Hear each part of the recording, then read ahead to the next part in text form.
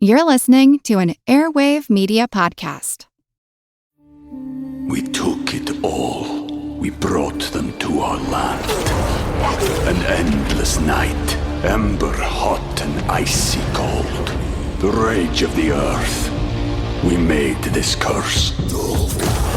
Carved it in the blood on our backs. We did not see.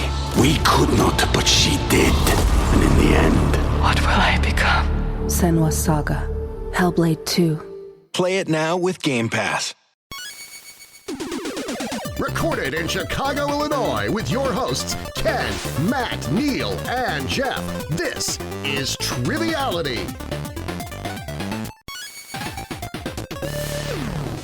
What's up? Welcome in. This is Triviality, the game where a lack of seriousness meets a little bit of knowledge. The gold standard of podcasts recorded in Chicago that end in ITY, featuring three friends and a random guy.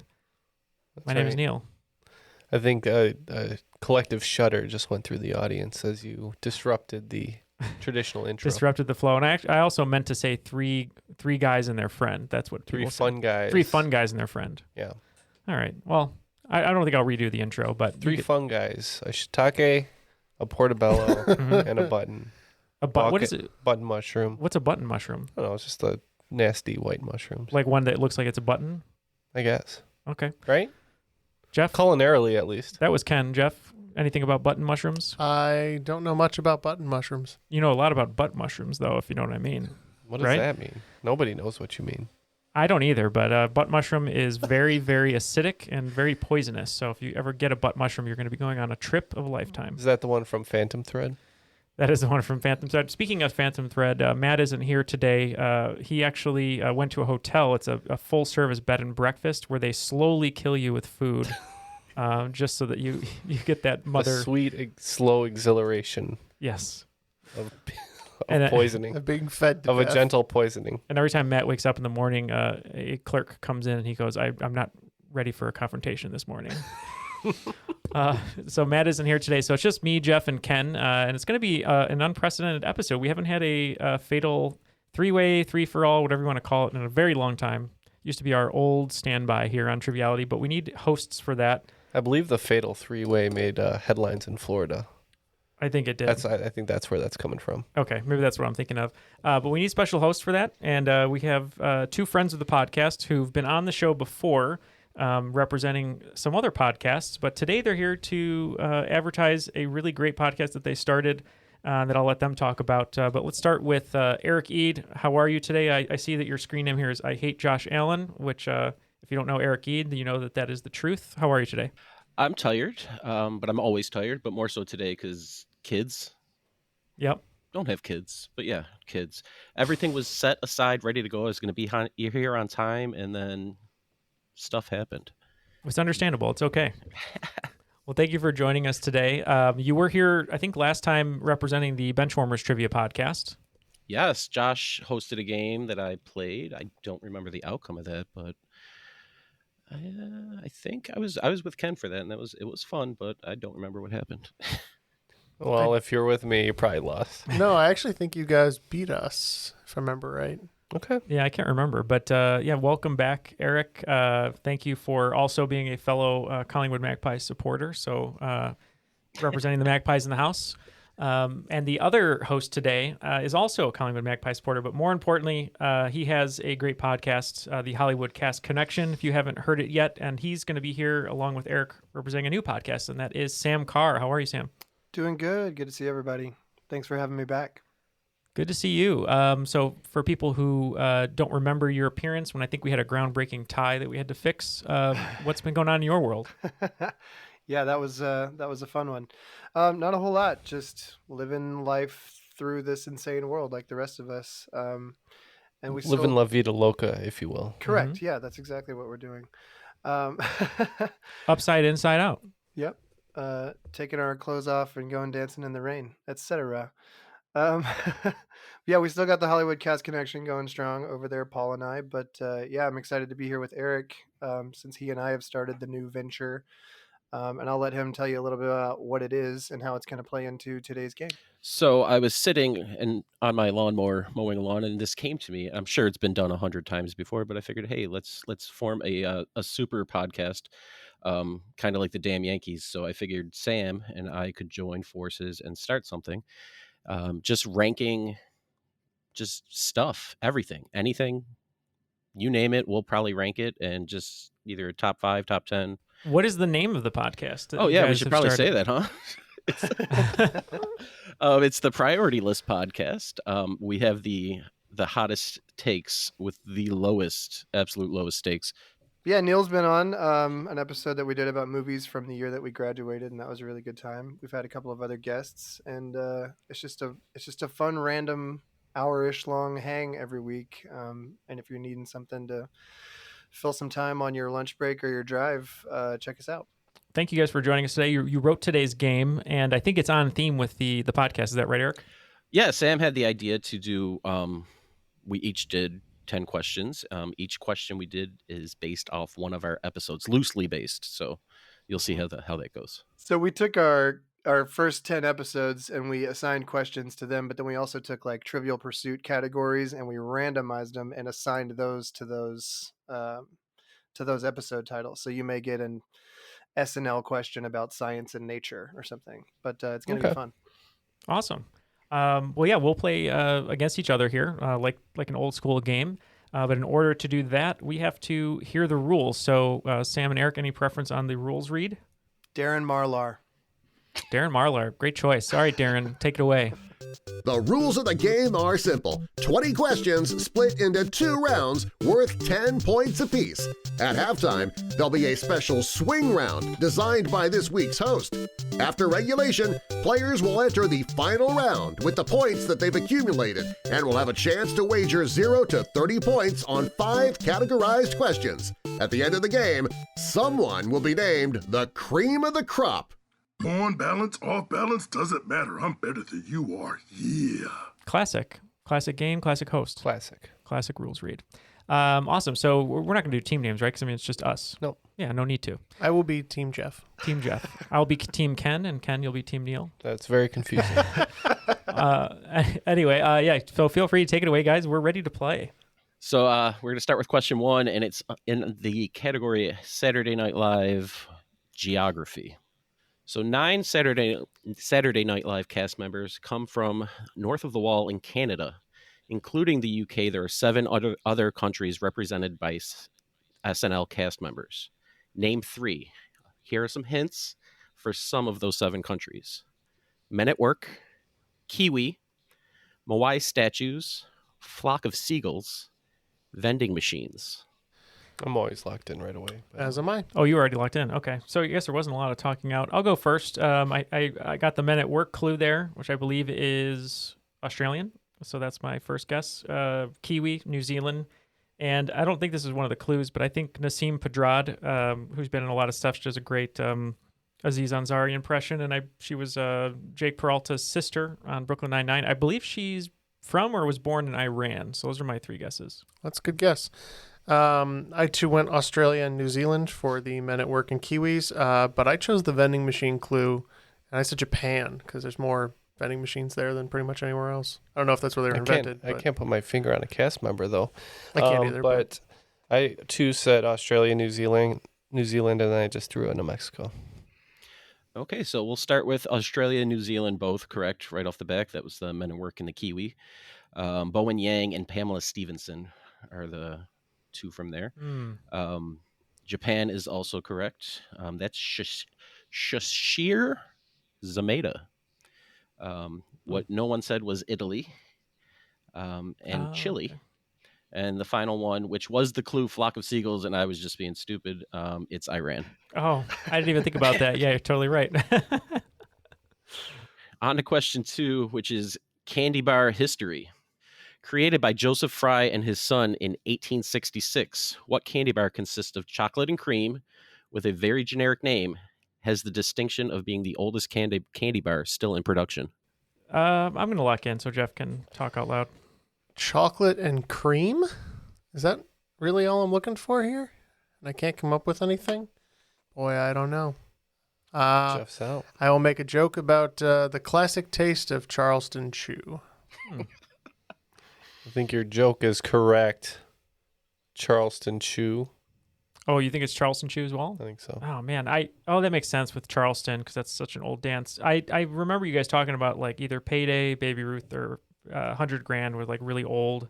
And I didn't even think of Charleston Chew, but I just said Payday.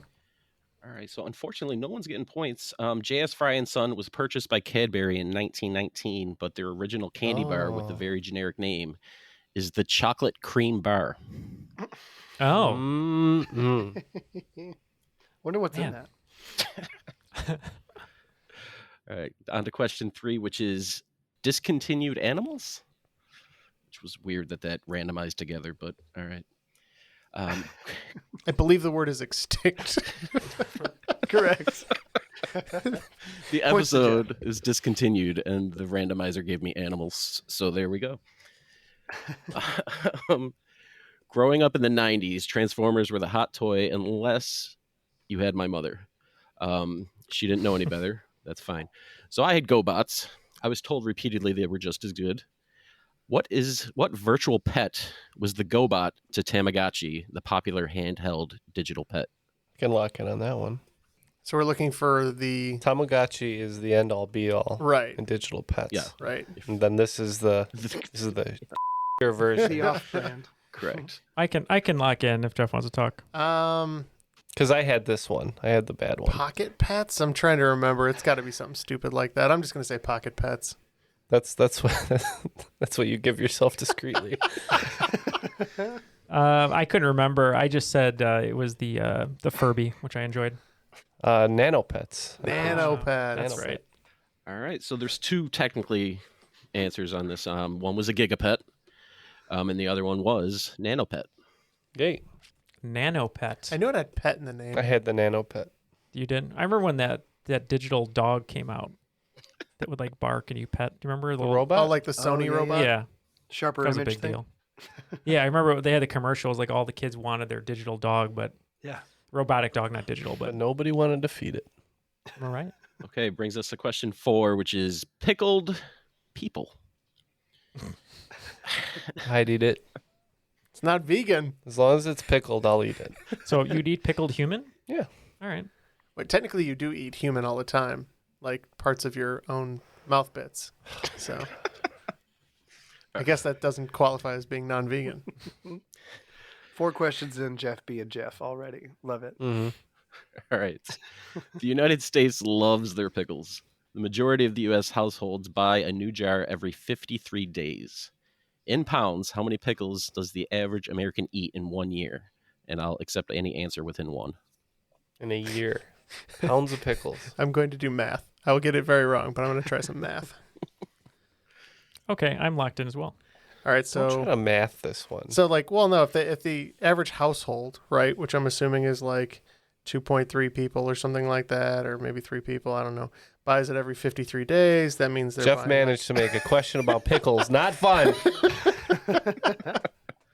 Fine, I'll just go off the gut, and I'm going to say that in a year, the average person eats 6 pounds of pickles. Very good. That's Yeah. how you answer a question. I actually said 6.5. I said 8 because you always get a pickle. You always get a pickle on the plate. That's a lot of pickles. All right. So the correct answer is 9 pounds of pickles. Nice. So I get points, right? So Ken gets Yeah. some points Yeah, with within his a pound. Yes. Wow. I said 11 initially. I've I'm had, glad I like- dropped it to 8. I've had like 4 pickles this year, so I don't know how many people. You figure if somebody that goes to like a Sam's Club or a BJ's, they buy that giant jar of pickles, and that's like 40 pounds right there. So, I mean, that really There you skews the go. average. That's 1. Question number 5, which is NFL logos in movies. The movie Draft Day, starring Kevin Costner, is about the life of a fictional GM leading up to the NFL draft. Costner plays Sonny Weaver Jr., the GM of what real NFL team with one of the greatest helmets in NFL history? I can lock that in. I enjoy that movie quite a bit. I'm going to lock in also. Trying to think of a great helmet. Old Pat's helmets are pretty great. I'm going to say Patriots. Oh, they're mocking us. No, No, I'm no, in no. protest of this.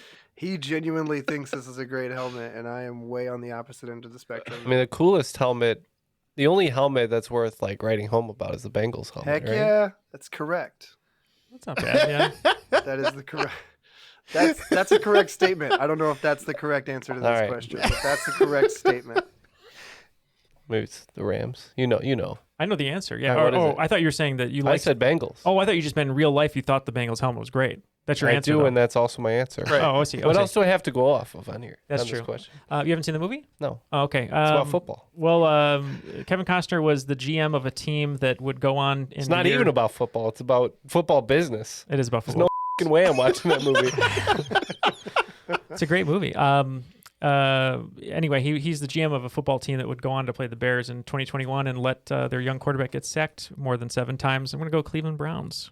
He was the general manager of the Cleveland Browns, the greatest helmets. So they were mocking us No. because the helmets are terrible. I did not have anything to do There's with nothing that to say question. about those helmets. That helmet They're not sucks. even brown, They're not they're even orange.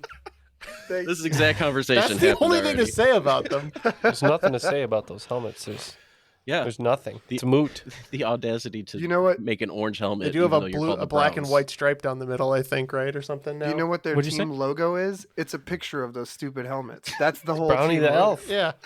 Yeah, well, they do have Brownie the Elf, which is they should have put on their helmet. Yeah, why not? After that question and learning that Sam Carr's favorite helmet is the Browns helmet, it looks like Ken and Neal are tied at 20, and Jeff has 10 after 5.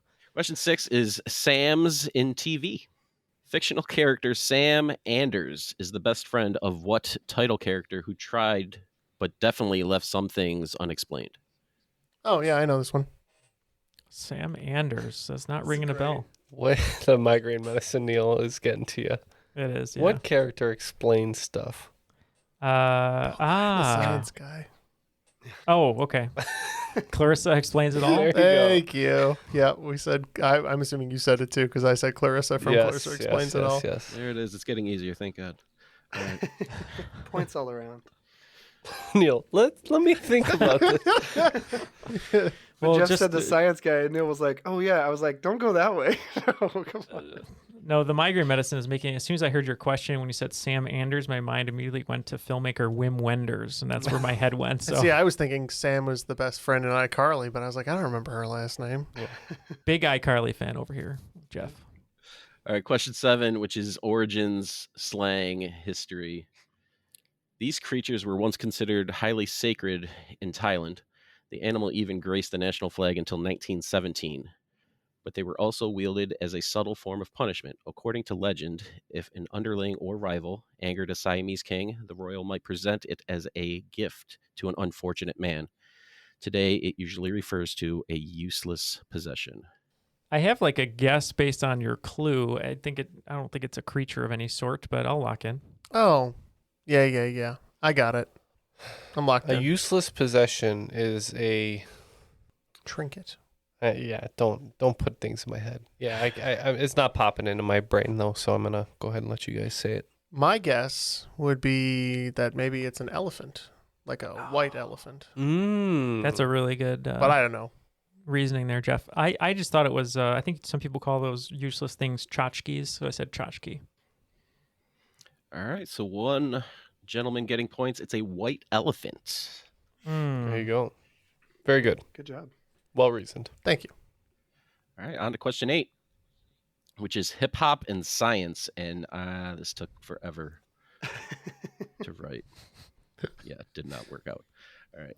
So what we did for this question is I'm going to list some elements on the periodic table, attempting to spell the name of a hip hop artist. Some of the letters may be missing from the artist's name, but from what you have to piece a name together to either give me the rapper's name, or actually, no, I'm going to need the rapper's name. So we have cobalt, radon, hydrogen, yttrium, neon, and sulfur. So I'll even give, now that I think of it, look at it, I'll give a hint that the first name ends after radon. Oh yeah, right on. Okay, so cobalt and radon is spelling the first name with missing letters, and then the rest are spelling the last name. So here we have two categories that I'm probably not good at combined. Right. So I'm gonna tap. But when you add them together, is it like Nope. the product of Nope. the Okay. Nope. It's just getting worse. Oh boy. All right, I'm gonna lock in. Okay. Well, I have CO for Cobalt and RA for Radon. So, or RN for Radon? I don't actually know now. I think it's RN for Radon. Let me fix that. That's what I wrote, so hopefully that was correct. So, and then I have H for hydrogen, Y for Yttrium, yeah. And then NES. So I have corn Heinz so far. It's a new recipe Neal came up with. Corn Heinz? It's ketchup and sweet corn. Ooh, that sounds mixed together and heated in a pot. That sounds really bad. Yes. I can't come up with a name. It's not Conrad, Heinz, Cora, and I don't know. Corn Heinz is what I'm locking in with. Little Corn Heinz. I couldn't come up with a proper name, so I just said Notorious B.I.G. I'm out. All right. So Cobalt CO, Radon is RN, hydrogen H, yttrium Y, NES, right? And if you watch, the only reason I wrote this is because I saw a Burger King commercial over the last week. And now they're doing the thing where they name meals after famous people. So This is Cornell Haynes Jr. Oh. Which is Nelly. Oh, okay. And you can get his meal at News Burger to King. me. Now, does the meal come with a Band-Aid as well? Yeah. That's the as most meals at Burger King do. Gross. Among other things that it comes with. Question number 9 is, which kind of is what I already did for question 5, is movies from 1999 and sports. One of my favorite sports movies of all time is Mystery Alaska. It has a great cast, including Russell Crowe, Burt Reynolds, and Mary McCormick, and what actor who is known for his voice acting and appeared in another 1999 movie with mystery in the title? Locked in. Locked in. It's an actor question. I don't know. Mystery. Something mystery. Yeah, I don't know. All right. Hank Azaria, because I keep trying to get my friends to watch this movie because I've never seen it. And I've seen the cast list many a time, but never the movie. Yep, I'm a big fan of this movie. I put Hank Azaria. Which movie? Mystery Alaska. Ah.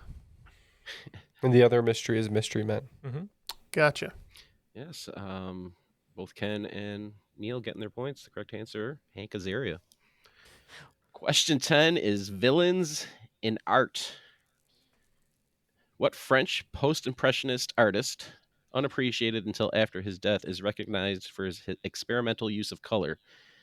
He is also known for performing an auriculectomy on another artist.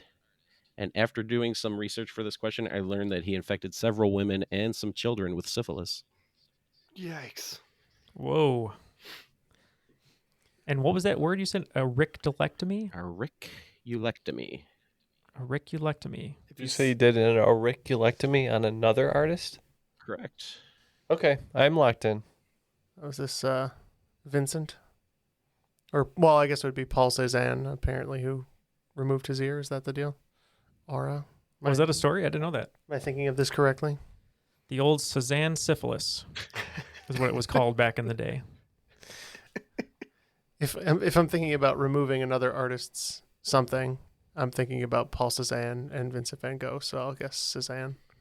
I didn't know that story. I had no idea. I just thought maybe, Georges Seurat, maybe he got dabbled in syphilis. So I thought it was Gauguin. Gauguin. No? Gaugin? Gauguin? I guess. That was Oscar Isaac in that movie, right? Yes. Yeah. I'm going with him. Could be Gauguin. All right, so he had 3 young brides under the age of 15, which he gave all syphilis. That's not great. It's Paul Gauguin. Wow. Oh, it is Gauguin. Good poll. Yeah. We're talking about... Thank you, Oscar Isaac. Look forward to seeing you in Dune. We are talking about, the ear, yeah? Correct. Yes. Yeah. Okay. All right. Looks like Ken has 50 points and is currently in the lead. I'm in second with 40 points, and Jeff is in third, narrowly behind me with 30. I've said this to a few benchwarmers that my favorite form of trivia is spoken lyrics to a song. It's infuriating and I hate it, but love it at the same time. So that's what I'm doing. But except we're doing TV theme shows instead. Number 1. Well, then there must be some magic clue inside these gentle walls, because all I see is a tower of dreams, real love bursting out of every seam. This is so frustrating already. Number 2.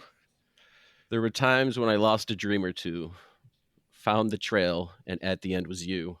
There's a path you take and a path not taken. The choice is up to you, my friend. Number 3. I begged and pleaded with her the other day, but she packed my suitcase and sent me on my way. She gave me a kiss, and then she gave me my ticket. I put on my Walkman, and I said I might as well kick it. Number 4, driving in my car, living like a star, ice on my fingers and my toes, and I'm a Taurus. Are you sure that one was right? I take it back. I hate this category.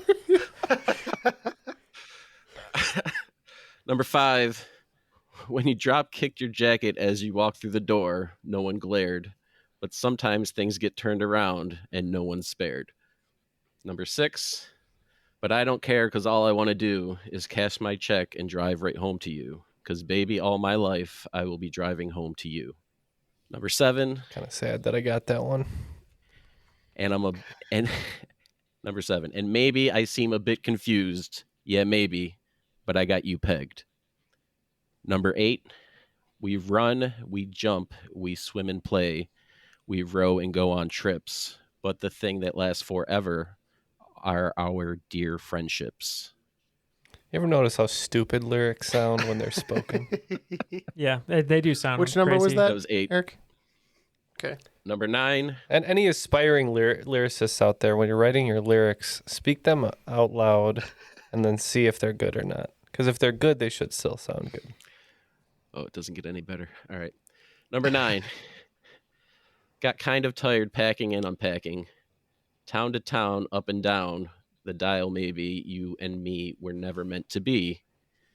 Just maybe think of me once in a while. And number 10, my favorite one.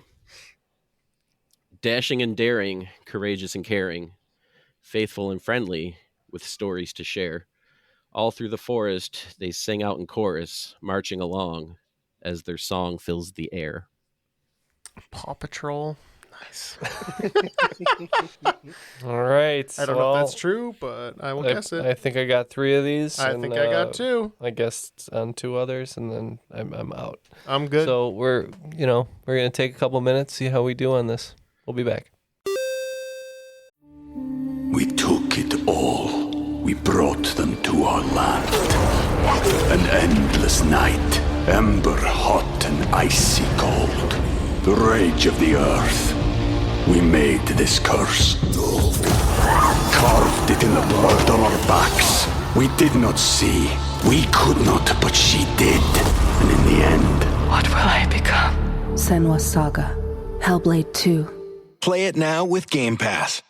All right, we have thought about these theme songs. Not too hard, but just the right amount of hard, and we are back. Let's get the questions one more time. All right. So number 1, we have...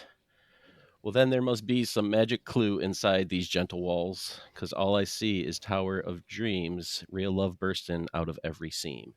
I'm seeing in every scene. Days go by. It's the greater love of a family. Yeah. Bigger Yeah. I think that was Family Matters. I right? would think so. I'm seeing Jaleel White every time I hear that in my head. So I said Family Matters. I also said Family Matters.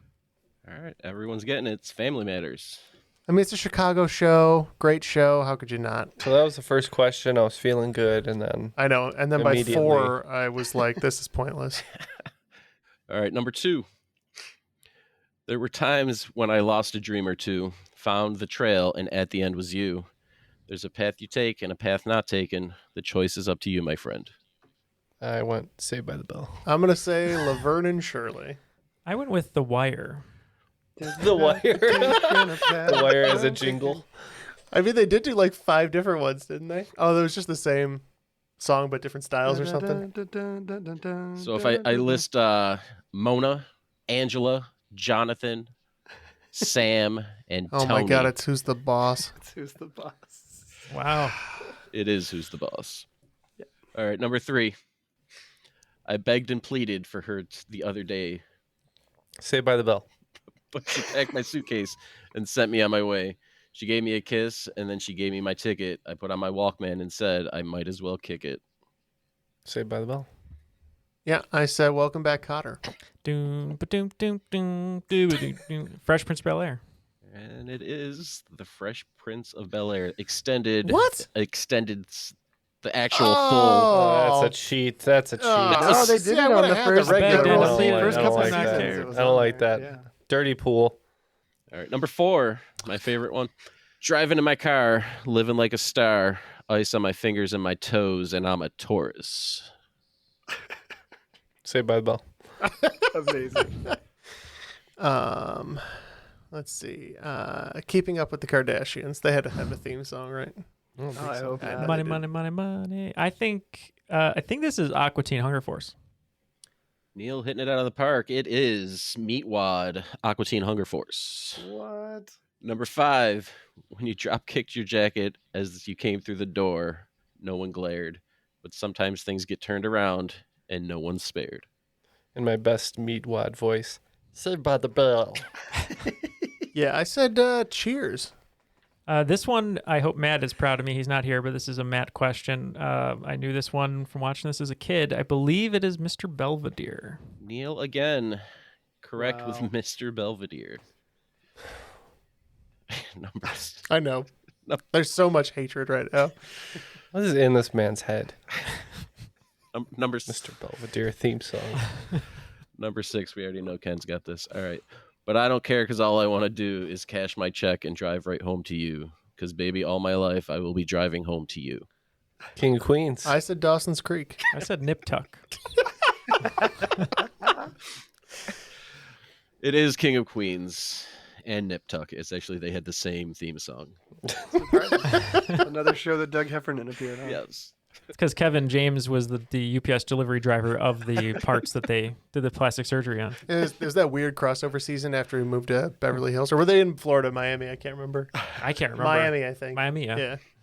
He just Doug accidentally walks comes into an the operating room and then can't get He out. walks in and then the audience applauds. I've got your boobs. Number 7. And maybe I seem a bit confused. Yeah, maybe. But I got you pegged. Fraser. Oh, I didn't know that. I didn't have anything for this one. Not even like a guess. Yep. Is it tossed salad and scrambled eggs, right? It is. Is that what it is, really? Tossed salad and scrambled. Okay, I thought I was wrong. But no, yeah, I said Frasier. Number 8. We run, we jump, we swim and play, we row and go on trips. But the things that last forever are our dear friendships. Oh, I thought you said our high school trips, which is why I said Saved by the Bell. See, I said Golden Girls. I don't know if there's a character named Donkey Lips on Golden Girls, but this is a show I watched as a kid all the time. Salute Your Shorts. This is right in Neal's wheelhouse. This is again. Holy crap, Salute that is Your Salute Your Shorts. That's sad. I should have gotten that one. Number 9. Got kind of tired packing and unpacking, town to town, up and down the dial. Maybe you and me were never meant to be, just maybe. Think of me once in a while. I think this is part of that. I don't want to be anything other than what. So I said One Tree Hill. But that's not right. No, I said Three's Company. I said Breaking Bad. This is the oldest one I went to, and I've never heard the song. I just need an old one to cover everything. So I wasn't all 80s, 90s, and 2000s. And and you didn't go with Andy Griffith down by the old watering hole. Fine. There's lyrics? See how it goes? Like my childhood didn't even exist. In the 60s? In the 50s, 60s, yeah. How would you read those lyrics? Hoo. Down to the old fishing hole. No, it's an actual song. I don't think it ever had lyrics in the part that was played. But anyway, sorry. But the correct answer for number 9 is WKRP in Cincinnati. Home of the famous Cincinnati Bengals helmet that Sam loves. It's a great helmet. Second best. I thought he liked the Browns helmet. Yeah, Sam. No, Eric likes the Browns. I will leave, Jeffrey. I will leave. I was being No, I know you were. combative and churlish. All right, number 10. Dashing and daring, courageous and caring, faithful and friendly, with stories to share. All through the forest they sing out in chorus, marching along as their songs fill the air. I noticed that these lyrics have not a thing to do with the content of the show. So I said Saved by the Bell.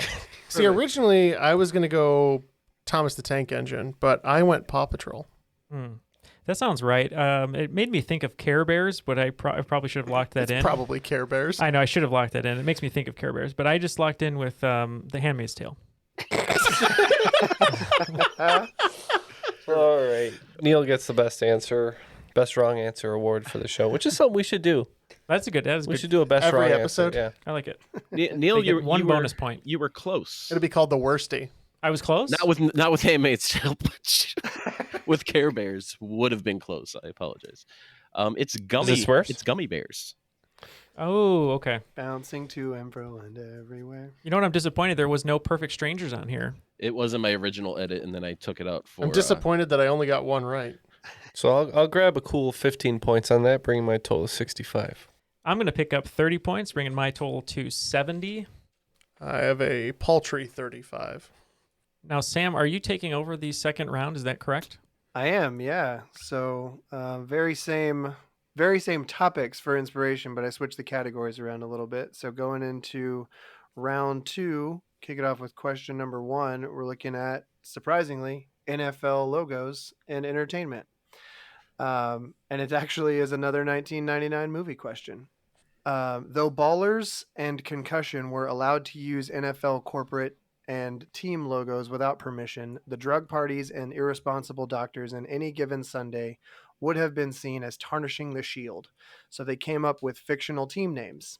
At different points in the movie, the teams from Dallas and San Francisco are shown to be dubbed the same team nickname. What team nickname do they share? Oh, I've never seen the movie, so I'll make an uneducated guess. Well, Miami is the Sharks, who's the lead team with Jamie Foxx. Well, I'll just say right off the bat, I said the Sharks because that's all I know about that movie. Thank God the gold rush didn't happen 20 years later. Okay, I'm locked in. Or Jeff, you already say something? No, my guess would be the Lawmen. I went with the Knights. It is the Knights. Knights with a K. Our next one is, as I mentioned earlier, Saturday Night Live and science. Here we go. So in the next 5 years, SNL will have been on TV for 50 years. Pretty basically, the Roman numeral L represents the number 50, and on the periodic table, the element with atomic number 50 is SN. What element is SN? Locked in. I feel like this is a sneaky one, but maybe not. I'm locked in. I don't even know if selenium is a element. I don't think it is, but that's all it's coming to me. I'm going to say selenium. I too said selenium. Well, at first I thought this was tin, but then I changed my mind. I don't know why I'm pretty bad with the think it might table be today. tin. But I guessed antimony. Should have stuck with your original guess. It is 10. Oh. I don't know what made me second guess that, but I originally had a clue what element is SN and not X, but that would have been too easy, I think. So after L being 50. I remembered 10 and SN 10. was a sneaky one. I'll make jokes. I don't know how I blew that one. Excellent. All right. The next one is movies from the year I graduated, and it's just a movies question. So here we go. The year I graduated was 2004, which was a huge year for sequels, and not a huge year for Oscar Best Picture nominees, with none of the Oscar Best Picture nominees appearing in the top 20 worldwide box office spots. The number 1 movie, money-wise, was Shrek 2, with a worldwide box office of $928 million. The number 2 movie, which was also a sequel, actually did better than Shrek internationally, with 68% of its $795 million bank coming from foreign sales. This sequel starred Academy Award winners Gary Oldman, Emma Thompson, and Julie Christie, none of whom appeared in the first movie. All right, so for this question, I just cannot put my finger on a sequel with Gary Oldman in it that wasn't Batman, so... I can't either. And Emma Thompson, too. It's got to be animated, but in that case, I wouldn't be able to peg it. So, Well, I knew. plus they're not in the first one. That's I knew really Gary weird. Oldman was in Air Force One, so I said Air Force Two. Perfect. Perfect answer. Yeah, so this movie is from Or is it Air Force 1, 2? This movie is from a franchise that is based on a literary property that, if you listen to the Benchwarmers podcast, know that is Eric Eads' favorite literary franchise of all time. I believe it is The Prisoner of Azkaban, Harry Potter. Oh. That is correct. It is Harry Potter and the Prisoner of Azkaban. Stupid. Dude, I missed a It's the third science movie in the question. set, so Like an yeah. easy one. So Yep, that is the number 2 movie of 2004, Prisoner of Azkaban. All right, moving on to question 4. We got famous Sams and geography. So here we go. This famous Sam was a French colonist, navigator, explorer, geographer, and more. In his 20-plus trips across the Atlantic, he founded Quebec and New France and was the first European to describe the Great Lakes. He's known as the father of New France, and many places in North America still bear his name, including a large lake that comprises part of the border between New York and Vermont and between those two states and Quebec. Oh, Who is this famous Sam? This is wonderful because the whole time you were reading this, I had a guess, and then it was confirmed later in the clue, and I was like, oh, sweet relief, because when you miss tin, and like the elements are supposed to be your thing, Ken, it'll ruin a day. Okay. So, well, this isn't ruining my day because I really have no idea. But Sam, what's that? I'll say Laurence. For the St. Lawrence Seaway. And you said it was a lake or river? It is a large lake on the Oh. border between New York and Vermont. So then I'm way off. It's not the Finger Lakes. I don't think it's Sam Finger. So I don't know. I was going to say... That was my porn name, though. It's my nickname in college. I was going to say like Sam Montreal, but that doesn't make any sense. So I'll just say Sam Hudson. I don't know. I believe that it's like the 8th or 9th largest lake in the United States. The lake in question is Lake Champlain. So I believe this is Samuel Champlain or de Champlain or something like that. And I said Laurence. Perfect. Jeff picking up points on that one. Samuel de Champlain is correct. De Champlain. De Champlain. De Champlain. Tattoo. Moving on to number 5, we get another candy bar question, and we're talking about candy bars in the news. Back in 2020, before the world completely fell apart, Mars Wrigley set the world record for the largest chocolate nut bar ahead of the 2020 Super Bowl with a 4,728-pound Snickers bar. But their competitors Hershey didn't relax or catch their breath, and 2 weeks later, the Reese's team unveiled a 5,943-pound one of these, containing chocolate, peanuts, caramel, peanut butter, and pretzels. What is the one with the pretzels? Oh, you said it's a... I got it. You got it. Okay. I think I know what it is. I saw this at a store, a candy store, and I was curious because I'd never seen it before, but I want to say it's a Reese's Take 5, possibly, because that makes me think of your clue, relax and catch your breath. So I'm going to go with Take 5. Yeah, this is my favorite Dave Brubeck approved candy. I said Take 5. About 3 listeners got that. I got it, though. I got it. Yeah, you got it. Because you played jazz. I played Take 5. Yeah. All right. I, too, said Take 5. I think it's because of the 5 ingredients, right? Yep, that's exactly it. Chocolate, peanut butter, caramel. Chocolate, peanuts, caramel, peanut butter, and pretzels is 5 ingredients. Yep. It's actually from Earth, Wind, Water, Fire, and Heart. You don't talk about heart. By Mati. Mati gets a bad rap. Well, after 5, that brings me to 75. Yeah, and I'm at a clean 100. You're kidding. I believe I have 45. At least I'm beating 55. Jeff. All right, moving on to number 6. We were talking discontinued items in sports and leisure. So that's fun. We're not talking about the Nelly meal, but we are talking about 1992. Back in 92, everyone's favorite fast food friend, McDonald's, introduced this special sandwich to celebrate a local hero with his very own barbecue bacon burger. Though the original was only available in Chicago and only for a limited time, the Travis Scott meal, introduced in 2020, interestingly, the first celebrity meal since this 1992 jam, is similar, but we do miss that circular bacon. What's the meal? I'm going to say the big and tasty. The ill-fated big and tasty. The McRichard J. Daly. No, he's just a mayor. Ooh, okay. I'm going to lock in with a joke answer. I'm going to say the Mike because I want to be like Mike. Michael Jordan makes sense. I just don't remember the sandwich. I know the Travis Scott meal was big on TikTok. There's no Casimir Pulaski. I would think not. Burger? Yeah. It's a shame. Not as good as the Burger King Jimmy Hoffa burger. I think 1992, I would like to eat a Horace Grant burger. So that's what I'm going to say.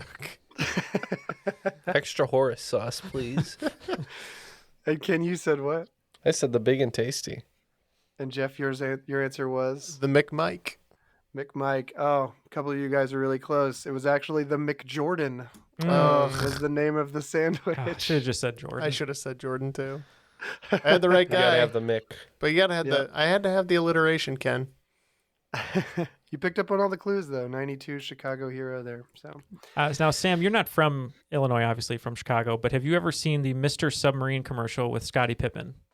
I have not. No. So Google that right now, not while we're recording, but after we're done, and you'll enjoy it because it has a theme song and it is ridiculous, and they still play it today, even though it's old, but it's great. That sounds amazing. I'm gonna check it out. But not before we finish this game. Moving on to number 7. This might be in a couple of wheelhouses. We'll see. We got pickled literature. So the pickle in print. Even William Shakespeare appears to have been a votary of the vinegar. Which title character told her messenger in Act 2, Scene 5, "Thou shalt be whipped with wire and stewed in brine, smarting in lingering pickle"? I'm going to lock in.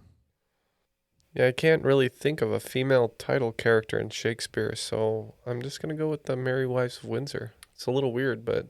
Yeah, the only one I could think of was Cleopatra from Antony and Cleopatra, so that's what I guessed.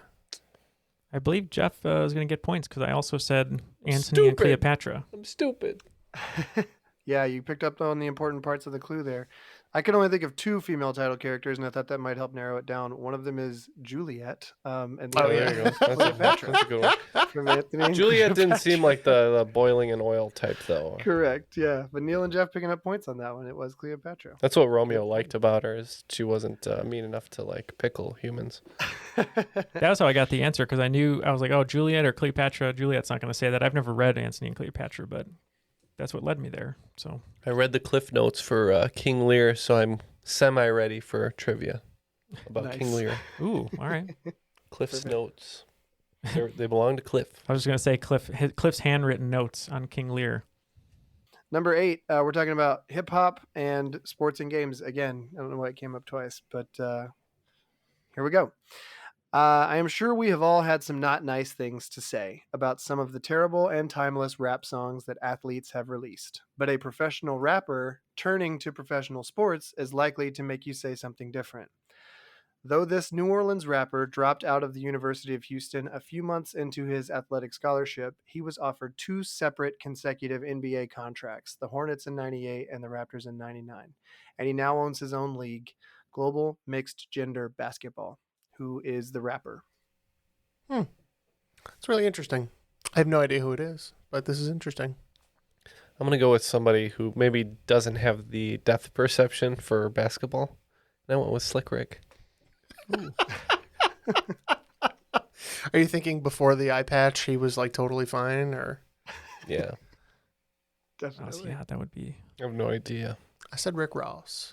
Rick Ross. I have no idea. That's probably wrong, but Yeah, I'm not too sure on this one. I know I'm just trying to think of rappers who are good at basketball when they do like the celebrity basketball games. I know Quavo is really good from Migos. Shaq's pretty good. So we said Quavo, or I said Quavo. Gotcha. New Orleans rapper was a big part of the clue. And then likely to make you say something different. Oh, We're no, talking about Master P. Master P. Yeah, Master P was offered 2 NBA contracts well into his rap career. Positive that it wasn't Slick Rick, though. Not unless Master P is, or Slick Rick is Master P in disguise. So. Great clues, man. I completely missed that clue. Master P just puts on the eye patch, and he's like Clark Kent. Just disappears into the Slick Rick. Okay. Speaking of that, have you seen the picture of Zooey Deschanel with her hair up without glasses on? Would not have recognized her. With no bangs and no glasses, it doesn't look at all like It was her. off-brand. Right. Question number 9. We've got origin of terms and history.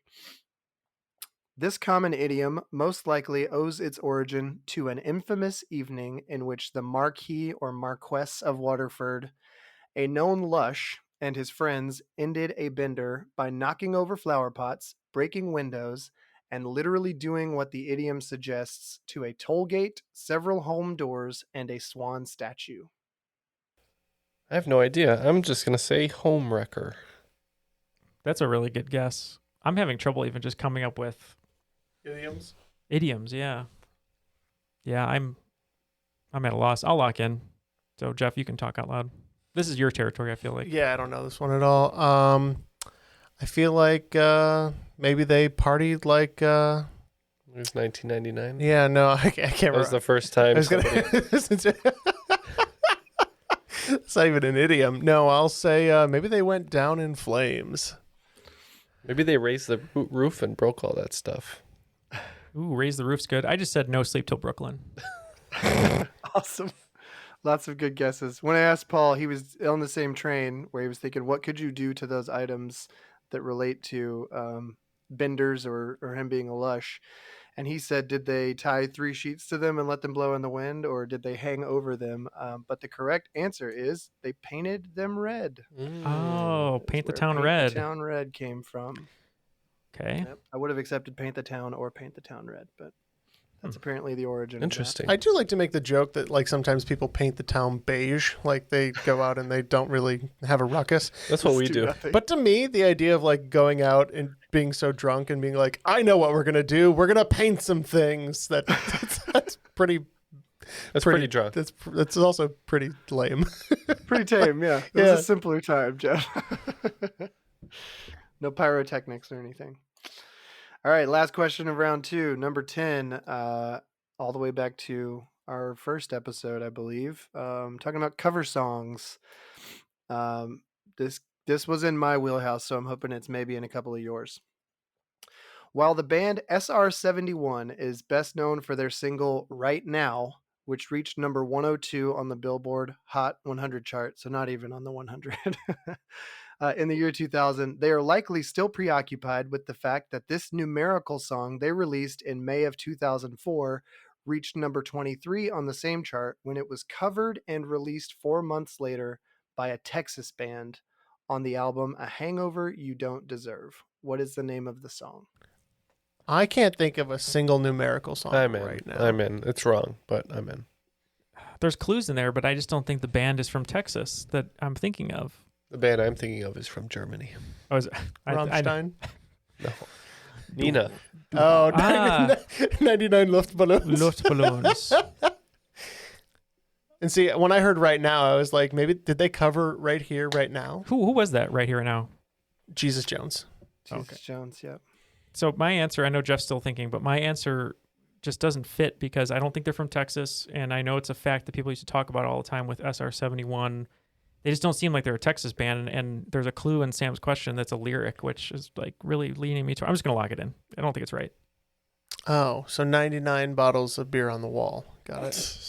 Okay, 99 bottles of beer on the wall, 99 Luftballons. Nice. And Neal's. Oh my God, I can't think of the band's name. It's 1985 is the song. Bowling for Soup. Bowling for Soup. 1985 is correct. From Denton, Bowling for Texas. Soup again? Bowling for Soup on this podcast. They're not that famous or popular to be brought up this frequently. Several adult pop charts. Is it weird to me? We talk about Bowling for Soup more than like Madonna. I'd say less than 10 times though they've been mentioned. That's a lot. I'd say if you that's probably more than their Twitter combine followers. mentions of Prince and Madonna and the Rolling Stones on this podcast, it's less than Bowling for still Soup, less than Bowling for Soup, which is a travesty. Nothing against Bowling for Soup.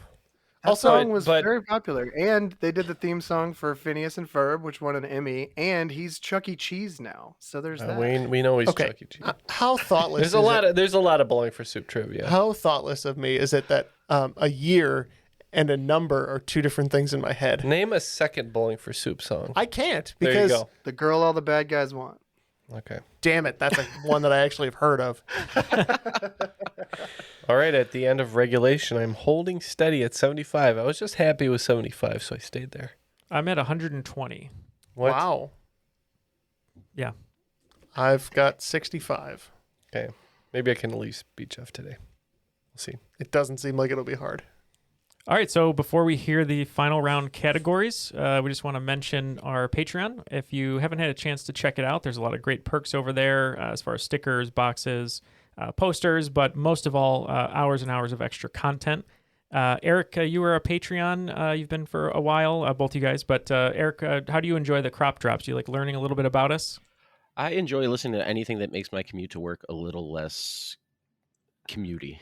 I get a lot of road rage lately. As you do when you get older. But no, I definitely love, kind of, in the words of Michael Scott, I'll show you a finished sausage. I like seeing how the sausage is made. There you go. There you go. That's like should be on the poster of our Patreon. But yeah, if you'd like to join all of our patrons in supporting the show, you can go to patreon.com/Triviality Podcasts. And we just reached over 400 patrons, which we've been trying to do for a year, basically. I was just going to mention that, Neal. I was going to say, the only thing more impressive than the margin by which Neal is beating me is the generosity of our listeners. So we really appreciate that. Yeah, 400 patrons is more patrons than we'd ever thought we'd get listeners by about tenfold. So no, we're just really grateful for all the support. It helps out immensely here at the show with getting everything that we need to done. And also a lot of that goes right back to our patrons in the form of extra content and the various things that we ship out to patrons on a somewhat routine basis. So. Yeah, and if you enjoy our show, it is recorded on equipment, all paid for by patrons to help us continue to grow. So if you'd like to join those 400 patrons on our road to 500, you can go to patreon.com/Triviality Podcast. Category 1 is Vampire Hall of Fame. Category 2 is Target Lady. Category 3 is I'm Thirsty. Category 4 is 99. Category 5, A Hunger for Everything. All the wagers are now locked in, so let's go to the questions. Okay, question number 1, Vampire Hall of Fame. British cartoon on Nickelodeon in the 80s that starred a vegetarian vampire. He had been reincarnated several times over the centuries, but in this fouled-up attempt, ketchup was used accidentally, making him crave vegetables instead of blood. Question 2. Target Lady is infamously my favorite SNL character. Each SNL Target Lady sketch opens with a shot of the outside of a Target store, specifically this store format that first appeared in Apple Valley, Minnesota in 1990. The first Super Target opened 5 years later and expanded upon this original hypermarket format concept. What is the aptly named store format for Target stores that has since been phased out? All right, number 3, I'm Thirsty. Palinka is a traditional fruit spirit originating in what Central European country known for its hot springs and thermal spas? Similar to champagne, protected as a geographical indication of the European Union, only fruit spirits mashed, distilled, matured, and bottled in this country can be called Palinka. Number 4, 99.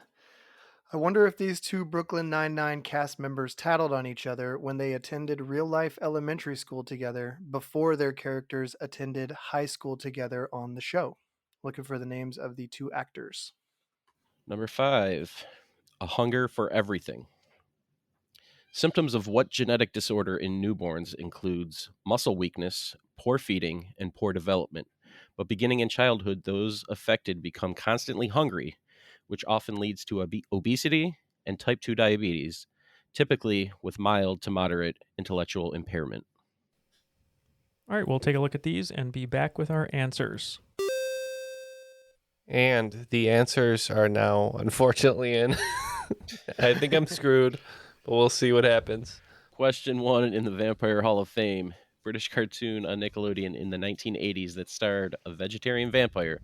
He had been reincarnated several times over the centuries, but in this fouled-up attempt, ketchup was used accidentally, making him crave vegetables instead of blood. I just screamed at these guys because I know my vampires, and this is not in that list, in that priority list, if you will. Very low priority on my list of vampires. So I just said Count Vegula because I don't know. And what was your wager? 30. I wagered 10 on this one, and I picked up on Eric's clue of the foul attempt, and I went with Count Duckula. Oh, yeah, I've heard of that. Yeah, I heard the foul clue, but then I remembered I wagered nothing, so I didn't bother to guess. And Neal nailed it again. The answer is Count Duckula, which is actually a spin-off of another show, Danger Mouse. Excellent. Question 2, talking about the Target store, the hypermarket format that opened in 1990 and has since been phased out. Ken, what'd you come up with for that one and your wager? I put 10 on this one, and I just said Target Arrow because I don't really know about this, but you said it's aptly named, so that's what I put.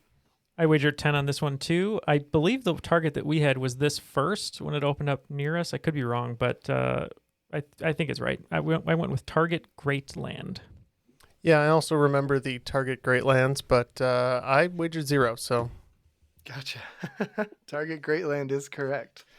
The aptly name is purely my opinion. So sorry if that threw you off there, Ken. That's quite right. I wasn't going to get there, but it doesn't hold a candle to Target Extreme. Yeah, that's the best kind of Target Just for sure. Skateboards, Mountain Dew, crossbows, bungee jumping. The checkout requires you to skydive. Yeah. Sounds amazing. There's a half pipe in there. All right, so question 3, I'm thirsty. Palinka is a traditional fruit spirit originating in what Central European country known for its hot springs and thermal spas? For 10, again, I don't know. Palinka kind of sounds Polish. I don't know if Poland is known for its springs and spas, but that's what I went for. Yep. I think they have some. For 0, I guessed Poland. That sounds correct. I just said Greece for 10. All right, I sent this to Sam, and he kind of figured it out just basically knowing me a little bit. The correct answer is Hungary. Mm-hmm. Oh, because he's also thirsty. There you go. So angry. Yeah. And your tattoo. It makes sense now. There you go. Moving on to question number 4. I wonder if these two Brooklyn Nine-Nine cast members tattled on each other when they attended real-life elementary school together before their characters attended high school together on the show. Jeff, you said you put points on this one. What'd you come up with? Yeah, this is the only one I wagered on. I put 30 full points on it, and I'm pretty sure I can almost double my score here. I don't think it's going to do enough. But this is, I'm pretty sure Chelsea Peretti and Andy Samberg, they were in high school together on the show, and I'm pretty sure they went to grade school together in real life. So that's what I put. I wagered 0. The only cast members that weren't said out loud on the show already that I can name are Andy Samberg and I think Joe Latruglio. Joe Latruglio. On the show. Yep. So that's what I said. Terry Crews, Andre Brower. Good cast. Mm-hmm. Andre Brower's fantastic. I wagered 10, and I agree with Jeff. It's kind of a fun fact. Yeah, Andy Samberg and Chelsea Peretti went to school together. That is correct. Angie Samberg and Chelsea Peretti. Everybody picking up points there. And I didn't know Chelsea Peretti was married to Jordan Peele until I was researching this question. So there's that. That's right. No way. That's cool. Yeah. Mm-hmm. Time to end this game on a real high note with this next question. Yeah, this one was a little hard. I couldn't even put clues in it. I tried. Nope. I just wanted to ask this question. Anyway, question 5, a hunger for everything. Symptoms of what genetic disorder in newborns includes muscle weakness, poor feeding, and poor development, but beginning in childhood, those affected become constantly hungry, which often leads to obesity and type 2 diabetes. I wasn't sure on this one. I wagered 10, and I just had to go with muscular dystrophy because I just have no clue, really. Yeah, I'm way out of my depths on this, but since I didn't wager anything, I didn't venture a guess either. I wagered 10 once more. I couldn't think of any conditions, diseases like that. I in the fetal type disease area, so I just said fetal alcohol syndrome. All right, and it's similar. This disorder is similar to some people have heard of pica. somebody that eats a lot of things, just obsessed with putting things in their mouth. But this syndrome is called Prader-Willi syndrome. All right. Well, I managed to hold on to a measly 15 points there. I raised my score all the way up to 95. All right, and it looks like I'm going to end with 130. Making you today's. Nope. This making Neal today's amazing trivia player / genius. Oh, good reference there. Brooklyn Nine-Nine. Perfect. But also today's Cream of the Crop. And today's Cream of the Crop. The cream of the crop! Nobody does it better. Good game. Really well written, guys. Loved all the clues in there. That kind of helped me, especially all the pop culture clues, obviously. So I'm going to go home and just do my chores. And forget this happened. Until you go to edit it, and then you have to relive it all over again. I have to relive it. Relive the horror every time. Matt isn't here, as we said, and I don't remember why we said he isn't here. But he's being poisoned. He's at a bed and breakfast that slowly engorges you to death. That's right. He's at the Phantom Thread. Or you engorge to death. They don't engorge on you. He's at the to death. Phantom Bed and Breakfast. Mm-hmm. So good luck, Matt. So let's start with Eric. Thank you for joining us today. Or I guess both of you guys, you're a team. So Sam and Eric, however you'd like to give your final shout-outs here and tell people where they can find your show, what you have upcoming. Shows, yeah. No, thank you guys for having us on. Anything that we can get our name out there a little bit more than our podcasts separately. But you can find us at the Priority List Podcast. We're on Facebook. We're on Twitter. You can find our podcast anywhere you find podcasts. Upcoming, we have our Villains episode came out recently. We have a pickle episode that's been a lot of fun with a special guest on there that I've gotten a lot of good feedback about. And Sam, you can take the rest of the way. Yeah, other stuff we got coming up, 80s one-hit wonders. So not quite to the 90s there yet, Jeff, but we'll let you know when we get there. It's just a ton of fun. And in addition to just having the Facebook page, we also have a group on there called the Complaint Department, where as you listen, you can live feed us your hot takes about our hot takes, because we like being argued with. The Facebook group is called the Complaint Department. You can find that under the Priority List Podcast page. And we just have a good time with it every week. Great. Well, thank you guys both for coming on the show today. And that'll do it for today's episode. For Jeff, Matt, wherever he is, Neal, and myself, that was Triviality.